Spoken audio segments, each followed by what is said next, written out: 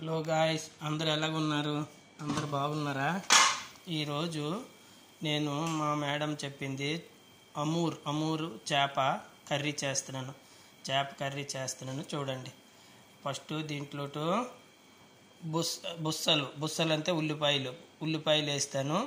తర్వాత ఆయిల్ కొద్దిగేసి ఉల్లిపాయలు వేసి తర్వాత ఏమో కొద్దిగా బ్రౌన్ కలర్ అయిన తర్వాత చేప మసాలా పిస్ బహరత్ అంటారు అరబీలో, బహరత్ వేస్తాను. పిస్ బహరత్ వేసి కొద్దిగా వేయించిన తర్వాత తెల్లుల్లిపాయ కొద్దిగా దంచి వేస్తాను. తర్వాత ఇదంతా వేగిన తర్వాత టమాటా గ్రైండర్ చేసి వేస్తాను.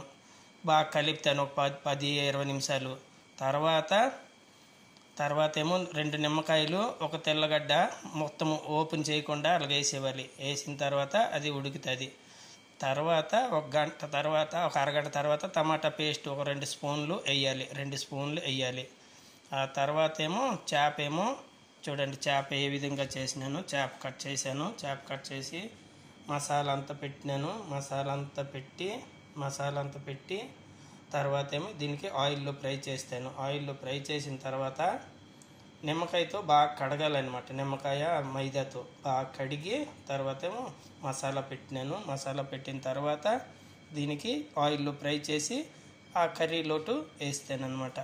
ఇదనమాట ఈరోజు చేపలు కర్రీ. చేప అంటారు సీమచ్ మరాగ్ అంటారు, అరబీలోటు సీమచ్ మరాగ్ అంటారు. దీనికి ఈ విధంగా చేస్తానన్నమాట ఈరోజు చేపల కర్రీ. తర్వాత దీంతో వైట్ రైస్ చేస్తాను. హలో గాయ్స్, ఈ వీడియో నచ్చినట్లయితే మీకు నాకు ఒక లైక్ చేయండి, సబ్స్క్రైబ్ చేయండి. Okay guys.